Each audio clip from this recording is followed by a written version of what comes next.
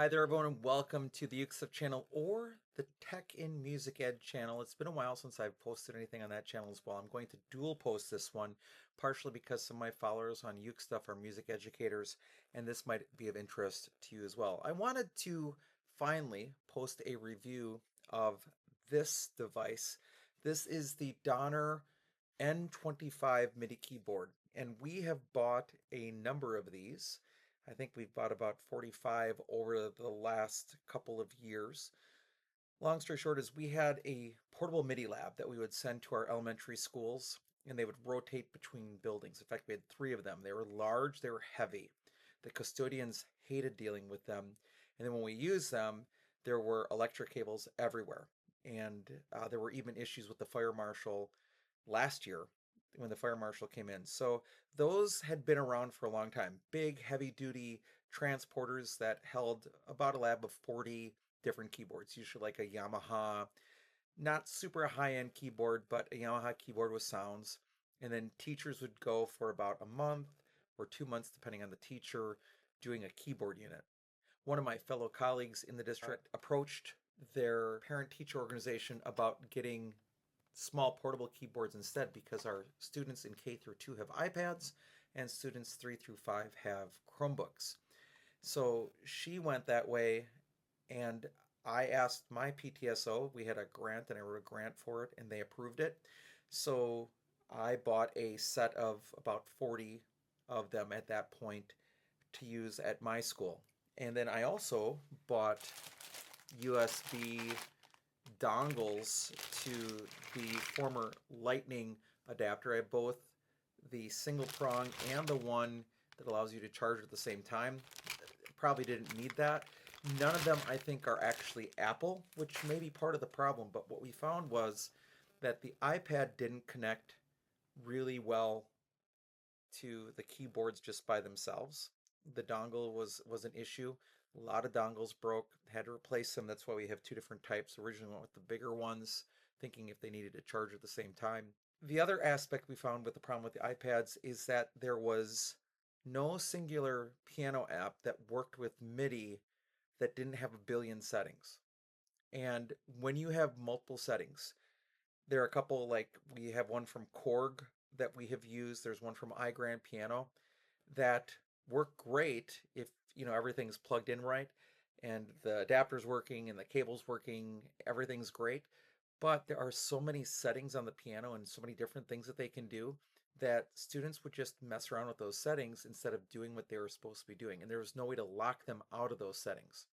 I have since sent emails to companies saying, could you please just make a piano that just has a piano sound and works with a MIDI keyboard on the iPad? Please, please, please. And nobody has done it yet.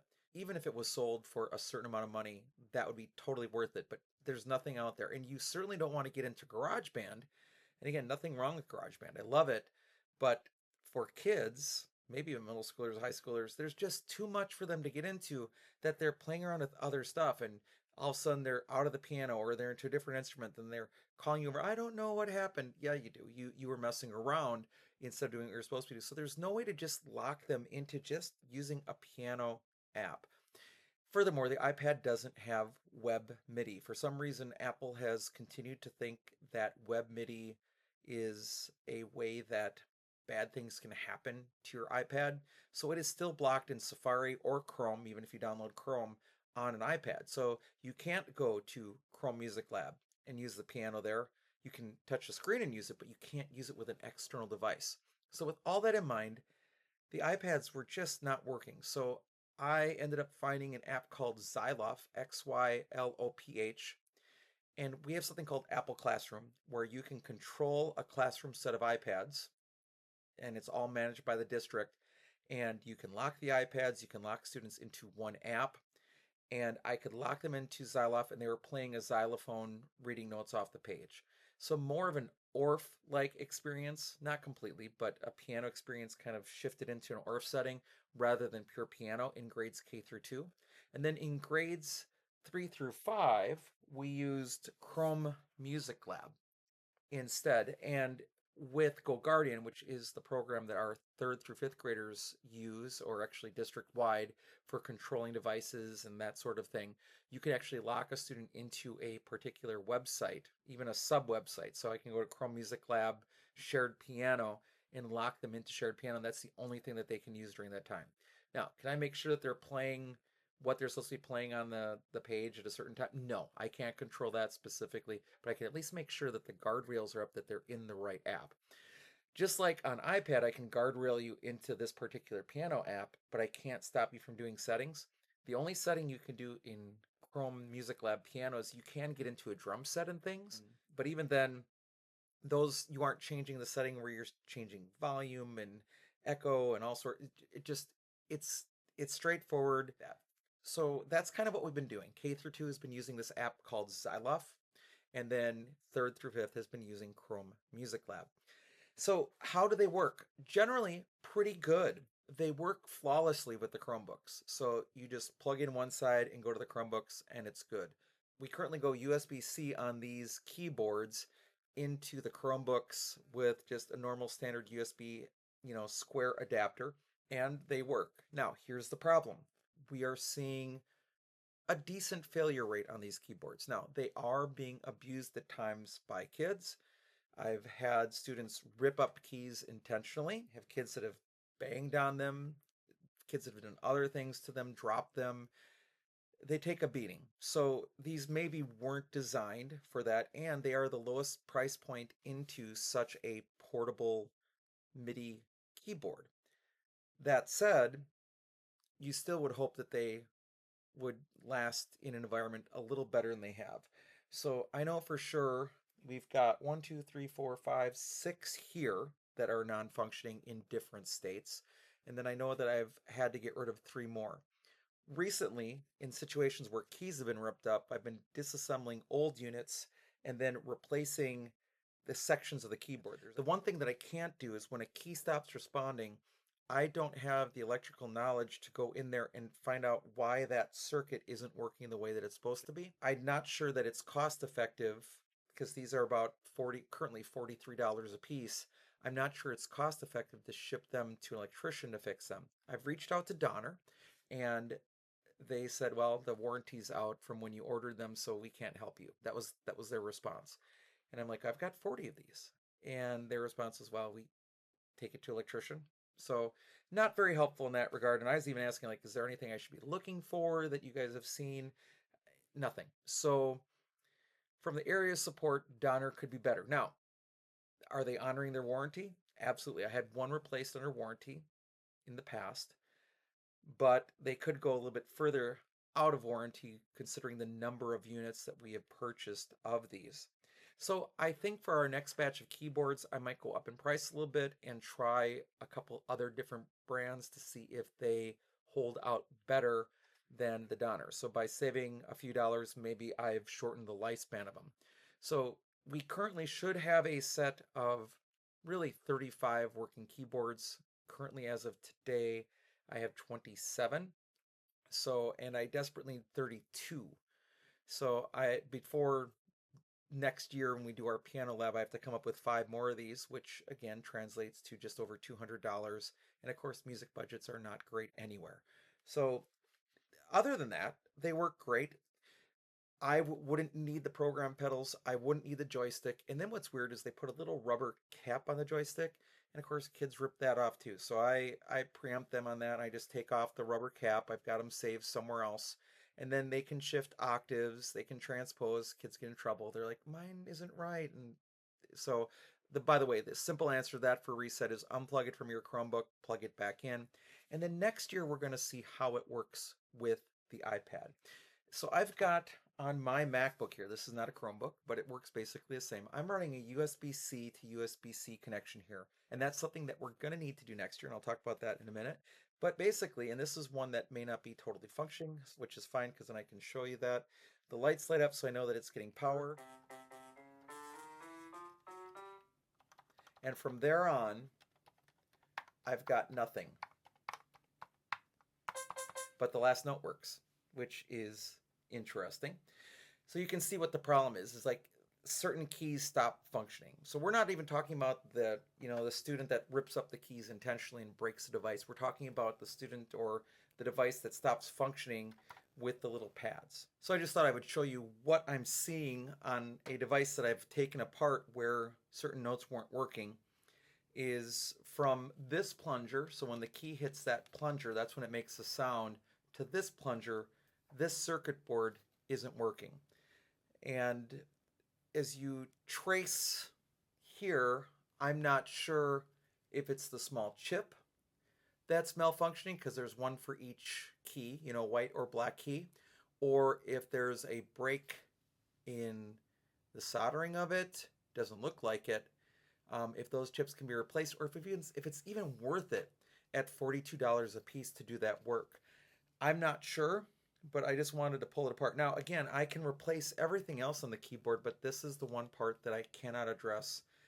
My electrical skills are not at that level.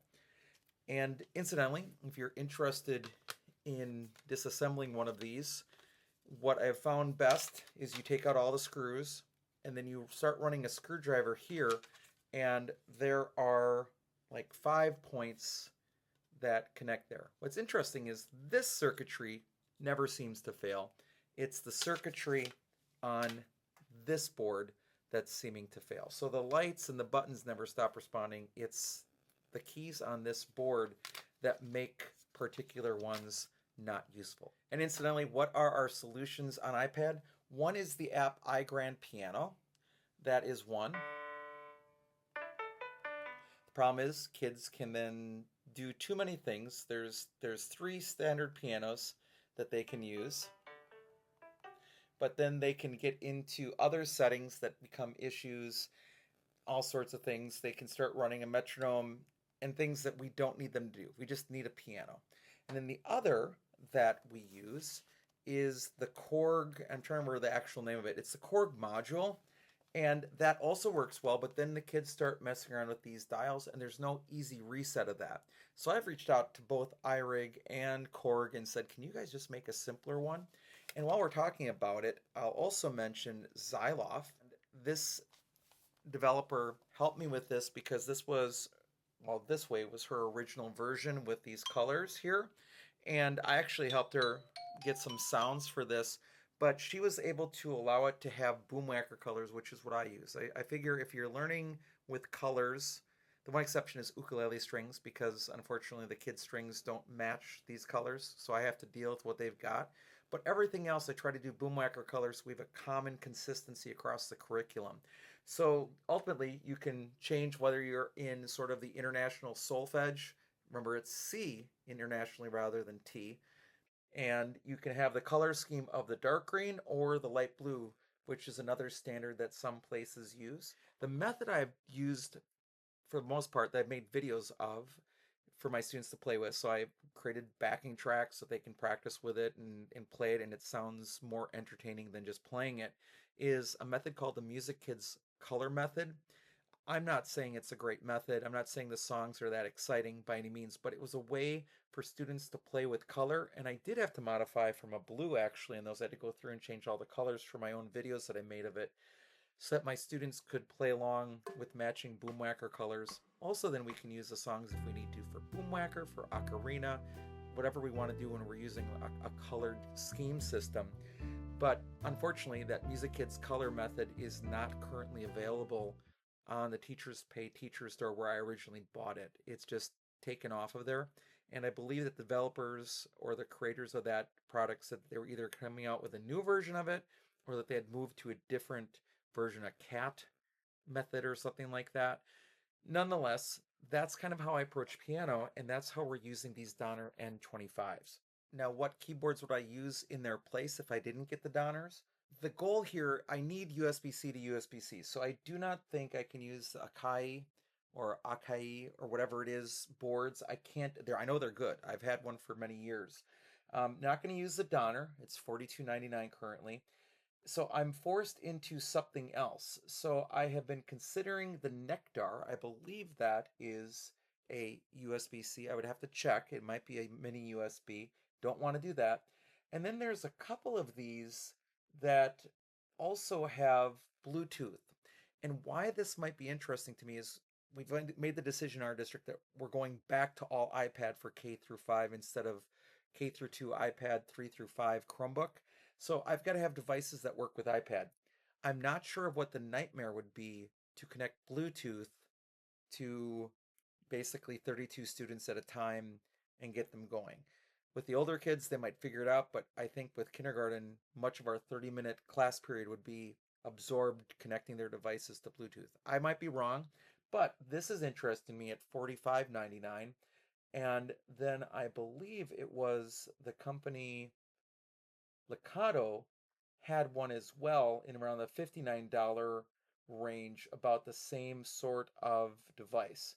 And I can't see it right now as I'm scrolling through, but that's really what I'm sort of looking at. Maybe it's a Bluetooth MIDI solution rather than a cabled solution. Maybe it's a cable solution through the MIDI because that's an option too, but it has to be USB-C to USB-C because the new iPads are going to have USB-C instead of the old Lightning adapters. And maybe that will solve some of the connectivity problems, but we'll still have the need for a better app. So I hope that all makes sense. If you're interested in doing piano with elementary students, this would also translate to middle school, high school with devices. It's a way to think about it. How are you going to do it in a school setting? And we definitely needed a way to be able to do it without the big pianos and without all the power cords, because that was causing issues, safety issues and otherwise, which we don't want to cause and want to avoid. These little keyboards allow us to do that, but the Donner N25s have just been really too fragile to recommend. Again, they weren't necessarily designed for that case use, but are any of these? The answer is no. So maybe trying a different brand will be more sort of rugged, maybe not. We're going to find out with time. And if anybody has any suggestions on how to affordably go about fixing keyboards, that'd be great. Now, there are a couple where like one key is not working. So in a pinch, I can use those. But again, you'd like a fully functioning device for a student to have the same experience as every other student in the class. I hope if you've watched all the way to this point, this video has been helpful to you. I'll get back to my normal sort of ukulele content on the Uke Stuff channel. And of course, this is a rare post on the Tech in Music Ed channel. Thanks so much for watching the video. I hope you're having a great day, and I'll be back soon with some more Uke stuff for you.